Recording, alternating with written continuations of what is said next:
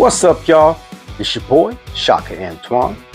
And in today's video is going to be fishing gear with the subtitle Fishing Inlets.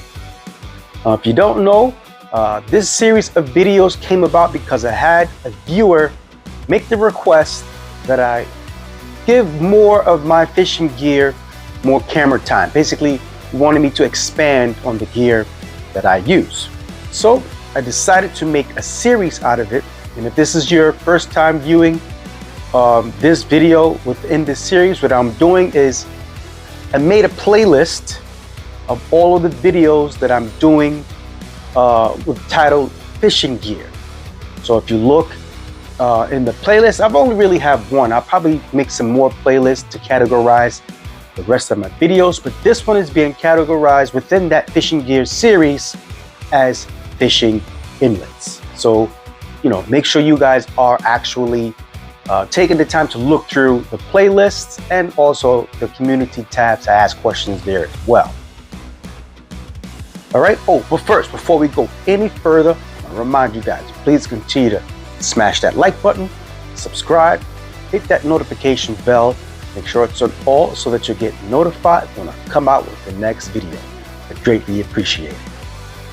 All right, well, so we're in this fishing gear series, and basically we're going to be moving down the northeast coast for this particular video.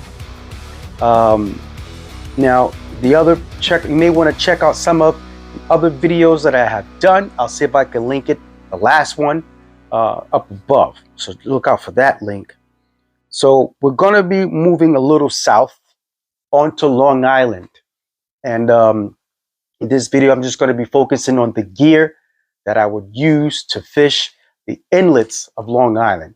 Even though this type of equipment and gear can be used on any particular island. It doesn't have to be on any particular inlet. It doesn't have to be the inlets on Long Island. Wherever there is a rock pile, a jetty, or whatever, this information that I'm talking about now is relevant to that location. All right, so first, let's just talk about safety and the gear that is needed. Now, there's two kind of ways of going about this. Through some of my experiences with fishing with some of the OG fishermen, or those that have been fishing particular inlets for quite some time, I should say. I noticed that there's a difference between how those guys would dress and how I would dress. There are two schools of thought of the proper equipment that you should have on an inlet. For instance, you have some people that I say is traditional, but you'll have some people wearing a fishing bib, not waders.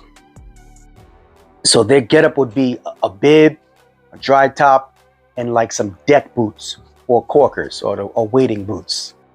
The reason why they will dress that way, and particularly wearing a bib versus waders, is say for whatever reason you got swept off the inlet, then the water won't fill up your waders and sink you. Basically, that water will be able to escape. This way, allowing you to be able to swim to shore. Try swimming with waders on. Won't work. So it's a safety thing to wear a bib versus waders. The only thing about that is, if you step into like a pool or something that's on the jetty, or if you have to step into the water for a little bit, then your undergarments are going to get wet. That's the only thing I don't like about it. But I get the safety aspect of wearing a bib versus waders. Another thing that's major, like I really will not get on any inlet without a proper dry top. It could be a summer hot day, and I will still have either that dye cotton on, or what you have a smaller, thinner, waterproof jacket that I sometimes wear. It's green. Whether you have like the stormer type, the really thin windbreaker style of wader dry top. If it's hot out, then yeah, you can wear something like that. But I will always have a dry top on an inlet because it just seems like no matter what, there comes a rogue wave and it will soak you. So any proper dry top is acceptable. And I have seen some guys even wearing the boat dry tops, with the black sleeves and the Grundin style, you know what I'm talking about. But a proper dry top is a must, even on a hot day. That's what my point is, in my opinion. A wading belt as well. Whether you be wearing a bib or waders, get yourself a wading belt. This way it stops, it has the potential of slowing down water should you take on some water there. Okay, and obviously you can also put some equipment on it. I mean, like the equipment that I carry on my belt, I just can't fish without the equipment that's on my belt. It just won't be possible. Just won't be comfortable, I should say. Even when, this past season, I decided to put my belt down, I couldn't do it. I had to adjust the belt. I had to just take my bag off the belt and put the belt on. That's the safer thing to do anyway.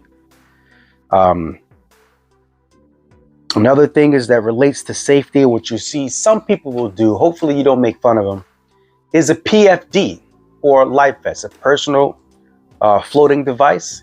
These little life jackets basically would have like a CO2 cartridge in them. They're pretty small, they're thin, they're light, you barely know that you have it on. But I see some people still, fishing with them. And the concept behind that is if you get swept off the rock, you pull a string, what I'm saying, and it'll help you get to shore. Because remember, you're wearing waders, you go in the water, the water gets inside, man, you're like a sinker, basically. So a PFD is a good thing to have. Not everybody fishes with them, but I still see some people with them on.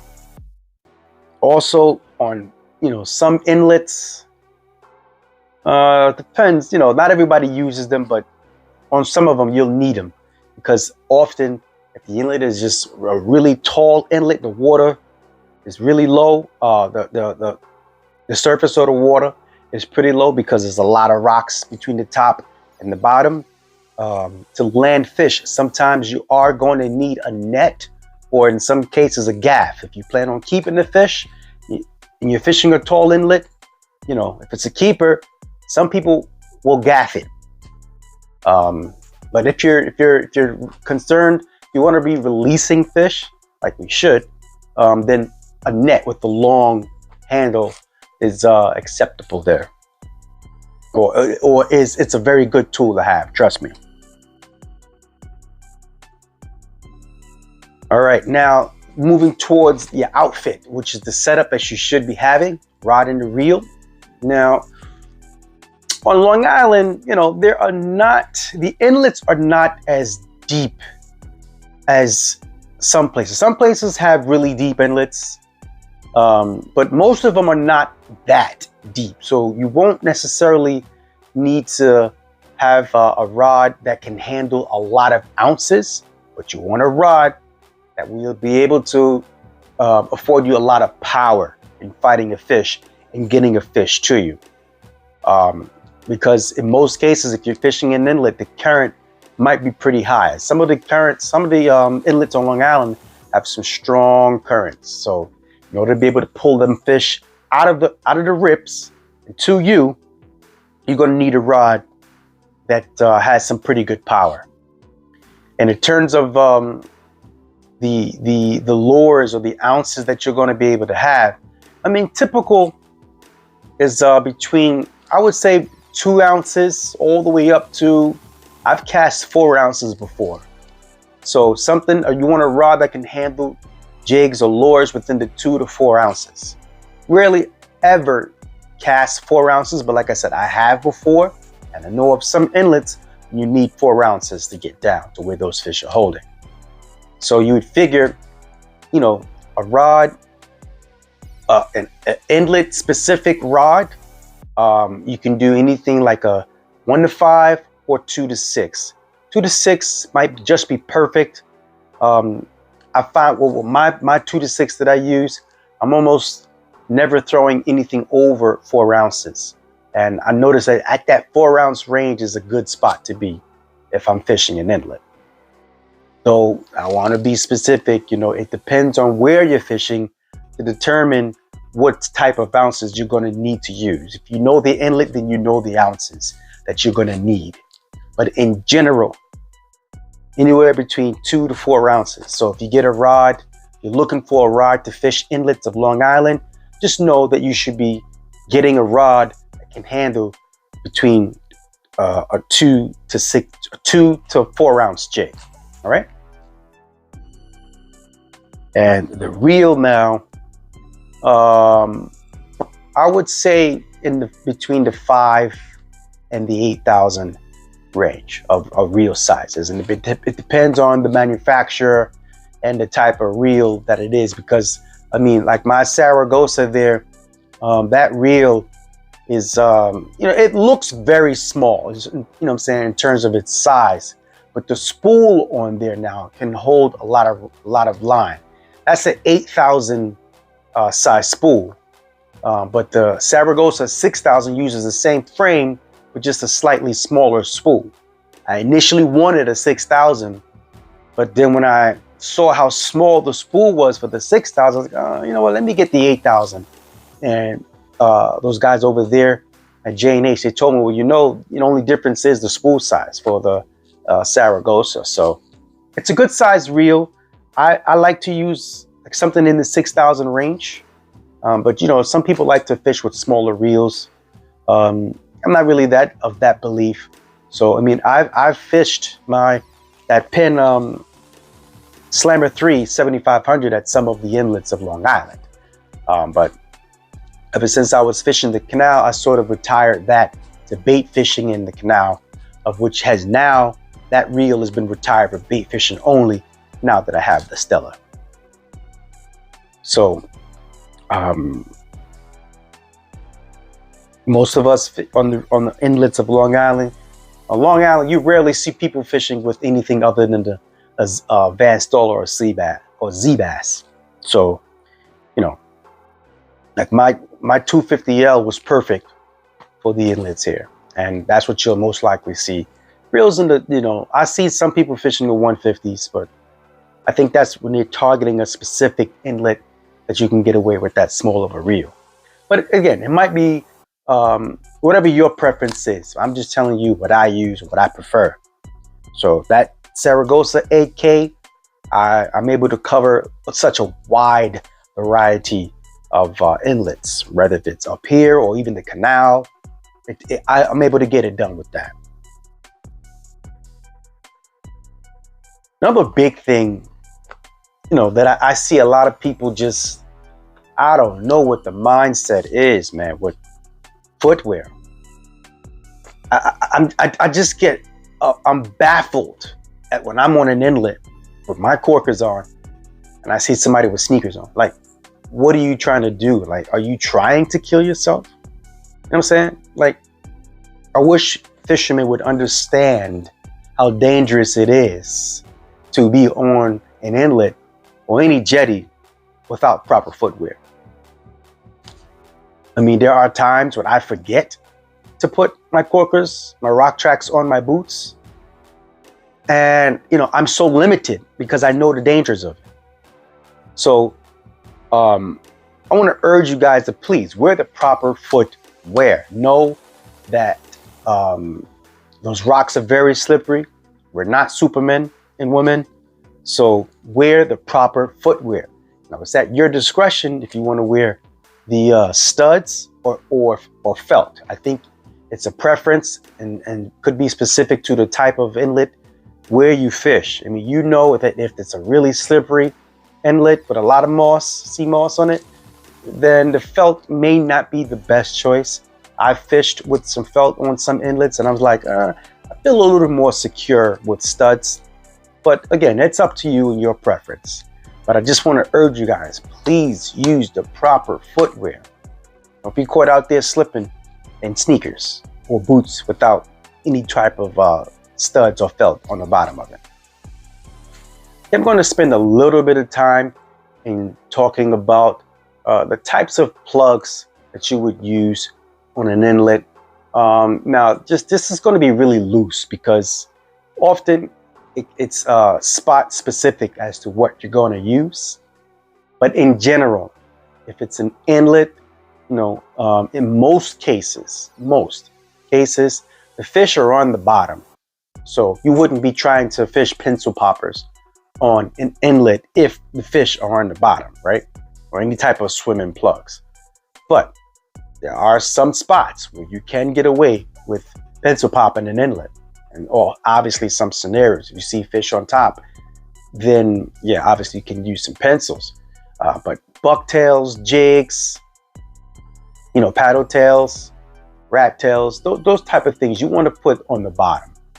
But also now, there are some scenarios wherein fish are holding in a rip subsurface or close to the surface, then you might want to use a metal lip. If you need to let line out to where they are, then let line out. But sometimes all it takes is a nice, tasty looking metal lip swimmer. I haven't had much experience with catching fish with like an SP minnow type thing in an inlet. There are times when the mag darter will get the job done, but the minnow type plugs are fished at a minimum for me personally on an inlet. Also, you want to have a proper light.